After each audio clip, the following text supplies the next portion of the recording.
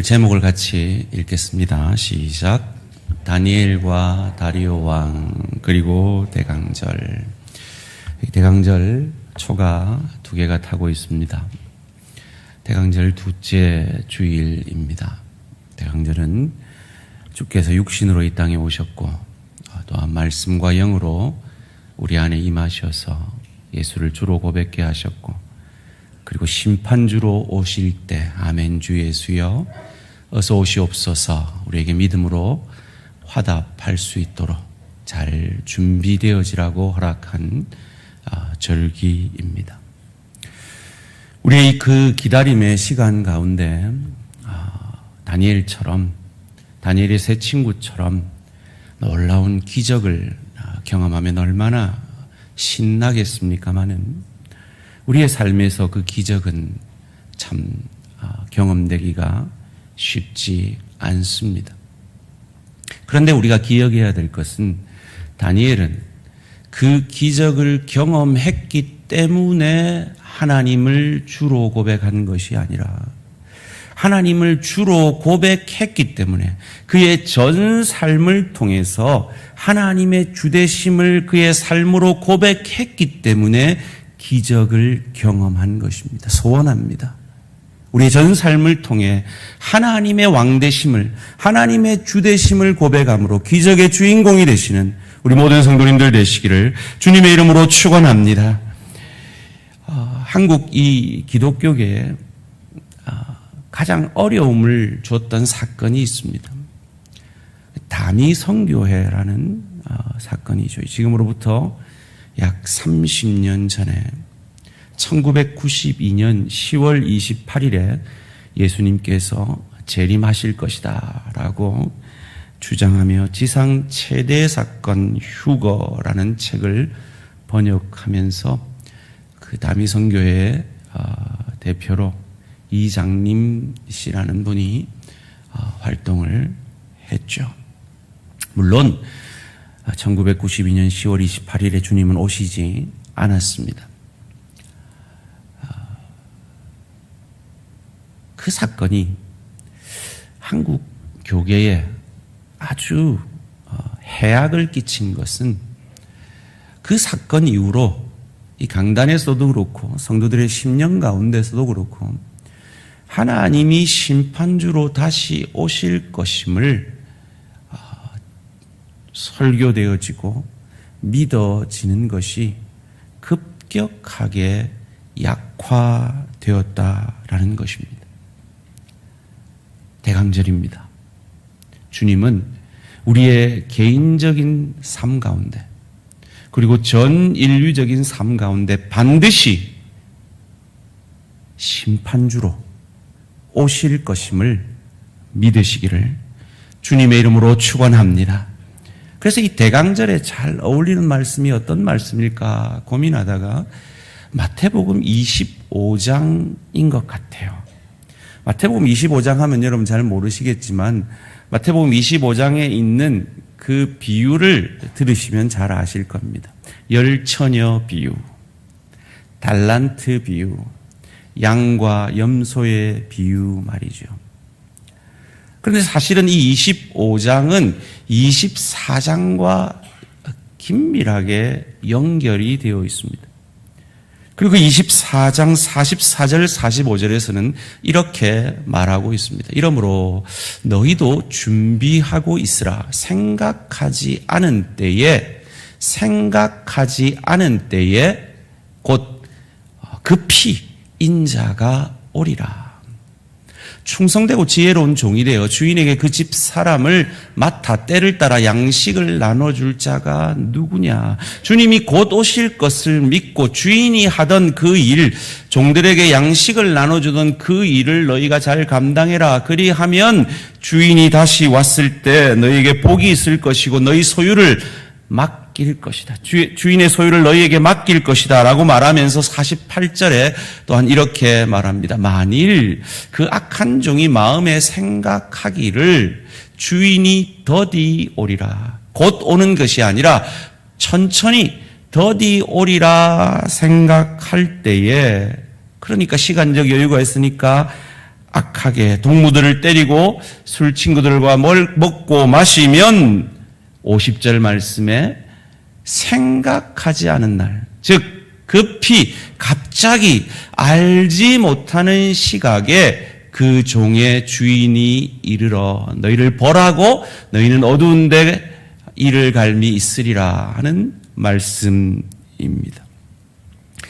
이 24장 말씀은 주님이 다시 오시는데 급히 곧 속히 오실 것임을 우리에게 말해주고 있습니다. 그런데 이어지는 25장에서는 다른 관점에서 이 주님의 오심을 말하고 있습니다. 열처녀 비유가 그것입니다. 우리가 잘 아는 대로 5처녀는 슬기롭고 5처녀는 미련하다라고 말씀하죠. 왜요? 미련한 처녀들은 이 등만 준비하고 여분의 등불을 이 기름을 준비하지 않았고, 이 지혜로운 처녀들은 등과 함께 여분의 기름을 준비한 것이죠. 왜 여분의 기름이 중요했느냐? 25장 5절 말씀입니다. 신랑이 더디 오므로. 24장에 분명히 곧 급히 갑자기 온다 그랬는데 25장에서는 갑자기 비유로 더디 온다라는 말씀을 하십니다. 그래서 지혜로운 처녀도 미련한 처녀도 다 잡니다.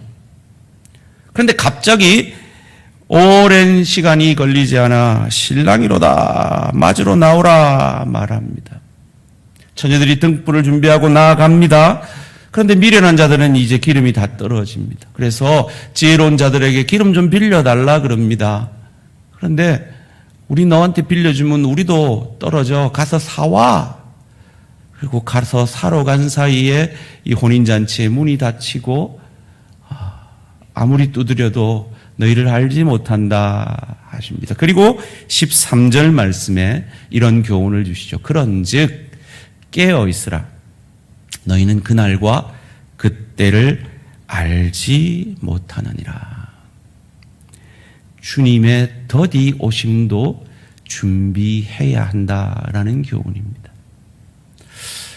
다미성교회 10월 28일이 지난 이후에 예수님이 오시지 않자 다미성교회 사무실에 검찰이 오십니다.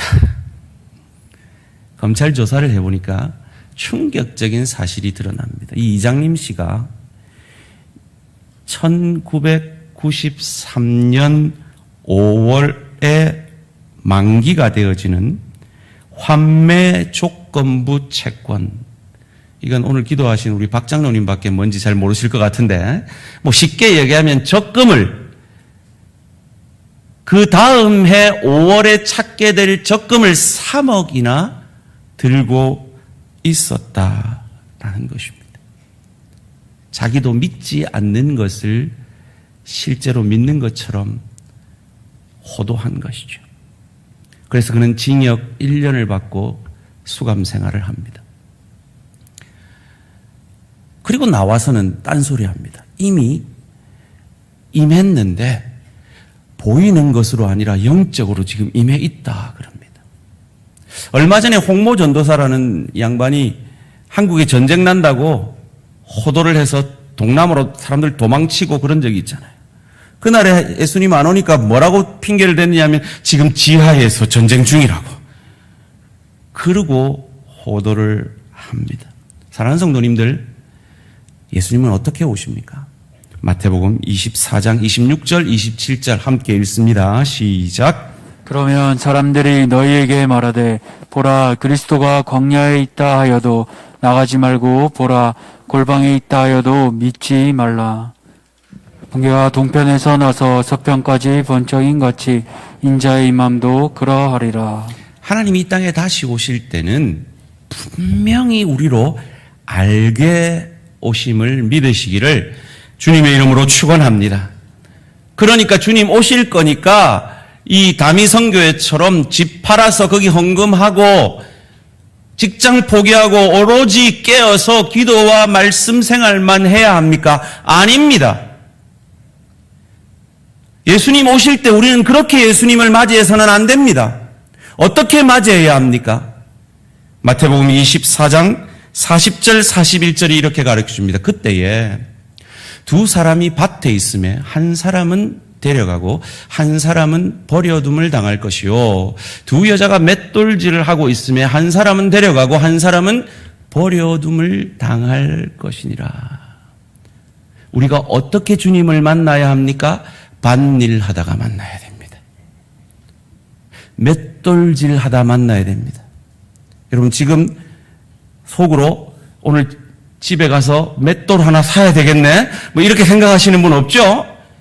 여러분의 직장생활, 여러분의 가정생활, 충실한 그 일상 속에서 주님의 다시 오심을 맞이해야 합니다. 우리가 그 일을 안 하면 누가 하냐 말이에요. 그 일 가운데 소금과 빛 되셔야 한다는 겁니다.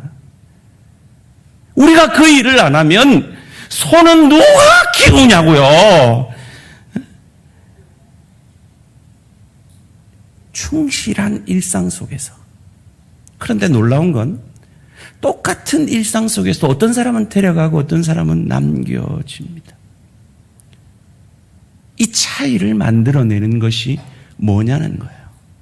똑같이 직장생활을 하고 똑같이 가정생활을 해도 그 일을 죽게 하듯 주님의 영광을 위해서, 주님의 대사가 되어서, 주님의 소금과 빛 되어서, 주님께서 내게 주신 은혜로 그 은혜의 통로, 복의 통로가 되어지기를 위해서 삶으로 예배드리는 사람이 있고, 자기 배가 신이 되어서 자기 이익과 자기 욕심만을 위해서 하나님의 뜻과 아무 상관없이 살아가는 사람이 있는데, 겉으로 보기에는 똑같은 일을 하고 있지만 그 믿음으로 그 일을 하는 사람은 하나님이 데려가시고 그렇지 아니하면 남겨지게 된다라는 것입니다. 소원합니다.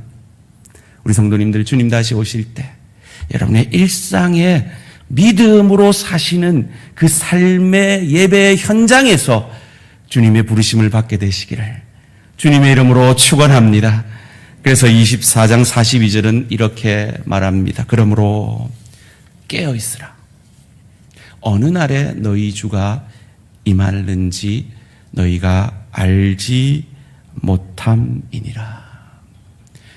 밭일하면서 맷돌질하면서 그 가운데 깨어 믿음으로 그 사명 감당하라는 얘기입니다. 주님이 속히 오실 것이기 때문입니다. 그러나 혹 더디 오시는 것 같아도 열처녀처럼 기다리다 지쳐서 자더라도 깨어 있으라고 마태복음 25장 13절은 우리에게 이렇게 말합니다. 그런즉 깨어 있으라. 너희는 그날과 그때를 알지 못하느니라. 이를 통해서 우리가 무엇을 알 수 있습니까? 다미성교회처럼 10월 28일 날 곧 오니까 그 곧 오실 주님을 그냥 주님만을 위해서 기도하고 말씀 보고 재산 다 바치고 그렇게 살아라 하는 말이 아니라, 일상의 그 현장 속에서 주님이 곧 오시든, 주님이 지금 나를 불러가시든, 주님이 나를 9988-234 하게 하시든, 주님이 언제 오시든지 간에 나는 이제 주의 것이니, 주의 소유되었으니, 주의 피로 속량받았으니, 주께서 그 의로우신 피로 나를 값주고 사셨으니, 나의 일상의 삶 가운데 깨어 주님 앞에 예배의 삶을, 주의 영광을 위해서 하나님을 사랑하고 이웃을 사랑하는 정신으로 모든 일을 감당하는 그것이 깨어있는 삶인 줄 믿습니다. 그러기에 오늘 본문 마태복음 24장의 주제가 무엇입니까? 곧 오실 주님의 오심을 준비하라. 이것이 우리가 대강절에 우리 가슴에 새겨야 할 메시지입니다.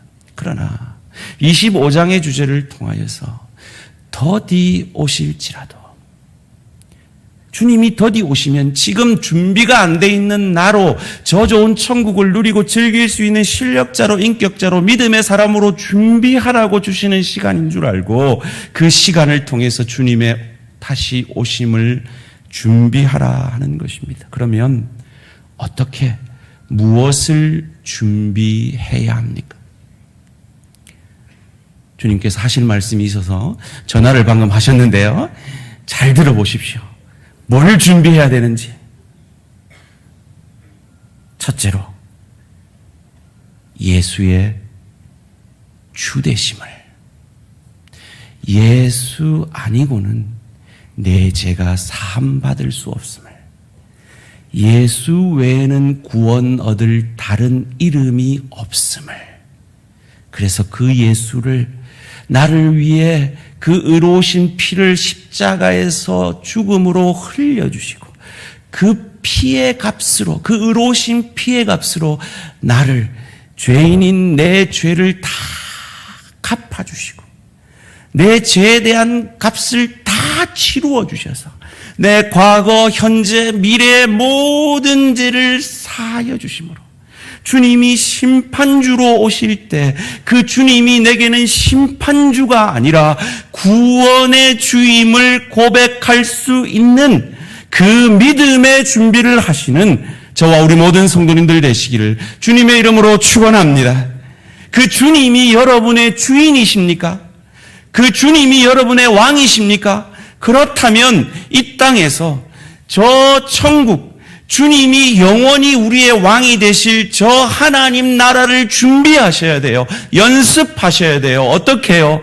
날마다 주의 영이신 성령으로 충만함을 받아서 내 가정생활 가운데, 내 일터 가운데, 주의 교회 가운데 반일 할 때도 주님께서 내 왕이 되어주시고 맷돌을 갈 때도 주님이 내 왕을 되어주시고 장가를 가는 일도, 먹는 일도, 자는 그 모든 일들도 주님이 내 주가 되어지시는, 그래서 나의 삶 전체가 하나님 앞에 드려지는 삶의 예배가 되어지는 그 준비를 하실 때 우리의 영생을 누리고 즐기는, 그 천국을 누리고 즐기는 하나님의 사람으로, 하늘 상급받는 하나님의 사람으로 준비되어 지실 것입니다.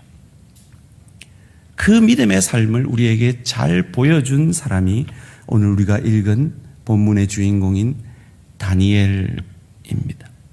다니엘서 6장 10절 말씀 함께 읽습니다. 시작. 다니엘이 이 조서에 왕의 도장이 찍힌 것을 알고도 자기 집에 돌아가서는 윗방에 올라가 예루살렘으로 향한 창문을 열고 전에 하던 대로 하루 3번씩 무릎을 꿇고 기도하며 그의 하나님께 감사하였더라. 제가 얼마 전에 이 본문을 가지고 다니엘은 습관을 따라, 우선순위를 따라 하나님 앞에 기도했는데 감사의 기도를 드렸음을 말씀을 드렸습니다. 왜 그가 감사할 수 있었습니까?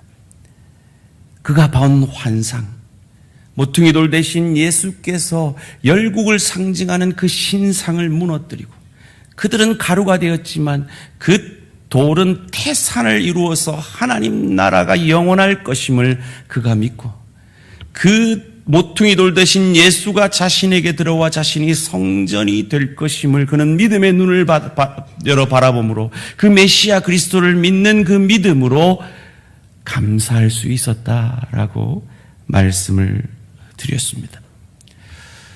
그런데 제가 이 다니엘서를 다시 한번 묵상을 하는 중에 지난번 다니엘 기도회 때 큰 은혜를 끼쳐주신 그 마르다 이야기를 통해서 은혜를 끼쳐주신 그 노진준 목사님의 책을 읽었습니다. 그분이 제가 생각하지 못한 관점에서 질문을 하시더라고요. 그분이 변증학 박사거든요.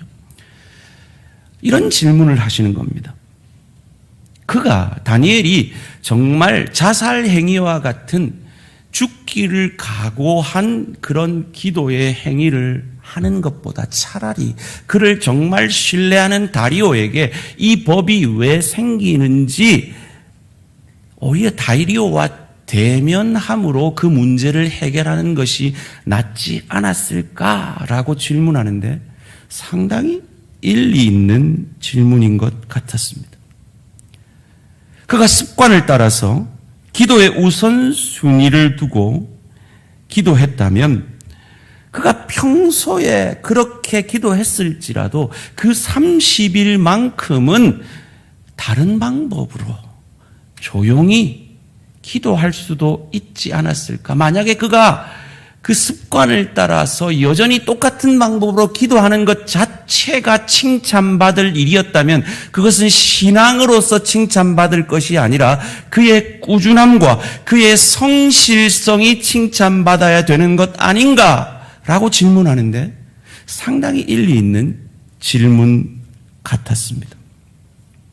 거기다가 이런 말까지 하는 거예요. 우리 성도님들이 만약에 나는 이제부터 8시 반에 있는 금요기도회는 내가 무슨 일이 있더라도 반드시 참석한다 라고 하나님 앞에 약속하고 결단하고 다니엘처럼 시간을 정해서 기도하러 나오려고 하는데 8시 반에 갑자기 애가 아프다고 뒹구는 거예요.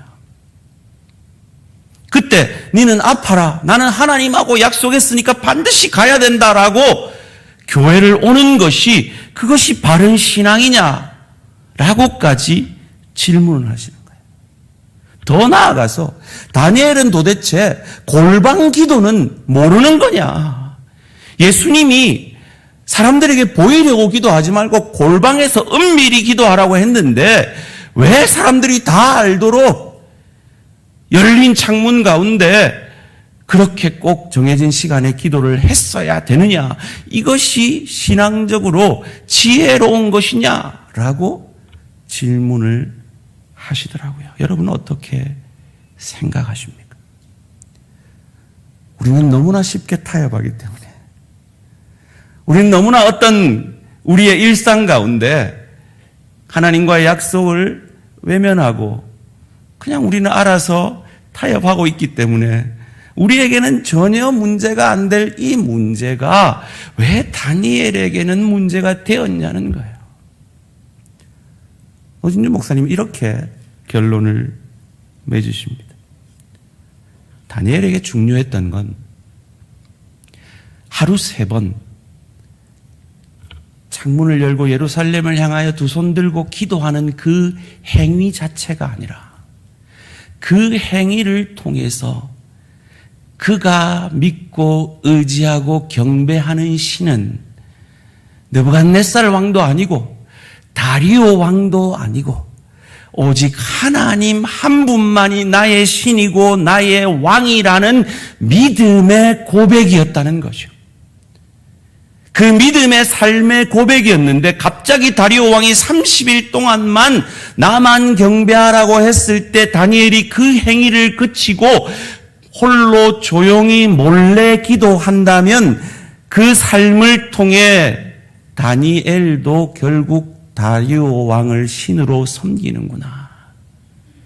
그가 평소에 그렇게 하나님만이 참 신이라고 하더니 아니었구나 라는 그의 삶의 고백이 되어질 수 있었기에 그는 죽을 줄 알면서도 내가 오늘 죽더라도 하나님만이 나의 신이고 하나님만이 나의 왕임을 그의 삶으로 고백해낸 것이라는 겁니다. 마치 다니엘의 세 친구가 신상에 금신상에 절하지 않으면 풀무불에 들어가 죽을 것을 알면서도 그 바보 같은 행위를 통해서 죽을 것을 알면서도 나는 죽더라도 하나님이 내 유일한 신이고 하나님이 내 유일한 왕인 것을 고백하지 않을 수 없다라는 믿음의 고백이었던 것처럼 말이죠. 다니엘에게 중요했던 것은 그가 사자굴에 들어가느냐 아니냐가 그의 총리직이 유지되느냐 아니냐가 아니었다는 겁니다. 그가 들어갔을 때 하나님이 그 자신을 살려줄 것이냐 아니냐가 아니었다는 겁니다. 그에게 중요한 건 다리오는 내 왕이 될 수 없다라는 것이었습니다. 오직 하나님만이, 여호와만이 나의 주인이며 나의 왕이며 나의 신이라는 그것이었습니다. 그랬기에 그는 죽을 줄 알면서도 그의 평소의 기도의 모습을 포기할 수 없었던 것입니다. 다리오 왕은 어땠습니까? 다니엘서 6장 16절 말씀 함께 읽습니다. 시작. 이에 왕이 명령하매 다니엘을 끌어다가 사자굴에 던져 넣는지라. 왕이 다니엘에게 이르되 네가 항상 섬기는 너의 하나님이 너를 구원하시리라 하니라. 여러분, 이 왕이 자기가 스스로 정한 법을 깨뜨릴 힘이 없었을까요? 그것이 아님을 이어지는 본문 다니엘서 6장 24절이 가르쳐 줍니다. 왕이 말하여 다니엘을 참소한 사람들을 끌어오게 하고 그들을 그들의 처자들과 함께 사자굴에 던져 넣게 하였더니 그들이 굴바닥에 닿기도 전에 사자들이 곧 그들을 움켜서 그 뼈까지도 부서뜨렸더라. 이 다리오 왕에게는 힘이 있었습니다. 그 법을 폐할 힘이 있었고 다니엘을 살릴 힘이 있었습니다. 그런데 그러지 않았습니다. 그리고는 하는 말이 내가 항상 섬기는 너의 하나님이 너를 구원하리라. 말만 멋지게 합니다. 그가 왜 그렇게 안 합니까? 자기 체면이 상하기 때문입니다. 자기가 신이기 때문입니다. 자기 뜻이 중요하기 때문입니다. 교만하여서 자기 자신이 경배받고 싶었기 때문입니다. 그래서 너의 하나님이 너를 구원하리라 그 고백과 함께 모든 책임을, 자기에게 맡겨진 그 책임을 하나님께 다 떠넘겨 버립니다. 그리고는 밤새 한잠 이루지 못하고 금식합니다. 다니엘서 6장 18절 말씀입니다. 왕이 궁에 돌아가서는 밤이 새도록 금식하고 그 앞에 오락을 그치고 잠자기를 마다하니라. 마음이 불편한 거죠. 이 장면에 대해서 노진준 목사님이 그의 책에서 이런 질문을 하는데 제가 뒤통수를 맞은 것 같았습니다. 이런 질문입니다. 사자굴에 집어넣고 사자가 해치지 않기를 기대하는 마음으로 다리오의 믿음이 대단해 보입니다. 그런데 자기 마음만 바꾸면 문제가 해결될 것을 자기 마음은 바꾸지 않고 사자의 입에서 다니엘을 지켜주기를 기도하는 다리오의 모습이 우리에게는 그렇게 낯설지 않은 모습입니다. 참 서글픈 사실입니다. 우리의 기도에서 다리오의 모습을 많이 보는 것입니다. 그냥 손 놓으면 되는데 하나님 알겠습니다 말하면 되는데 하나님 알겠습니다 말하면 되는데 그거 포기하지 않고 제발 날 좀 살려달라고 말하는 우리의 모습이 자기가 다니엘을 죽게 만들어 놓고는 다니엘에게 내 하나님이 너를 구해줄 수 있을 거라 말하는 다리오와 무엇이 다르겠습니까?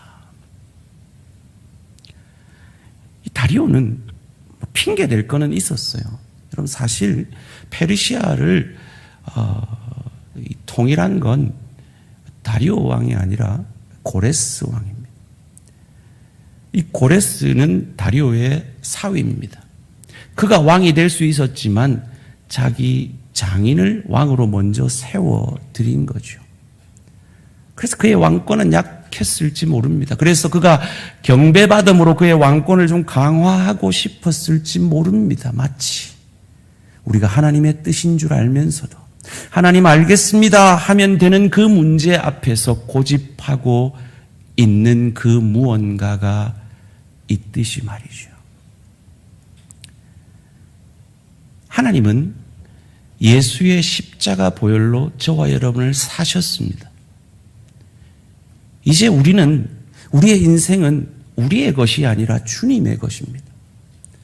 그것을 예표하여서 내 모든 시간은 주님의 것입니다 라는 것을 예표하여서 우리는 주님이 부활하심으로 우리를 사신 이 부활의 날 주일에 예배의 자리로 나아오는 겁니다. 그런데 이 예배의 자리, 주일 성수는 다 한 것이 아니라 가장 최소한을 한 것입니다.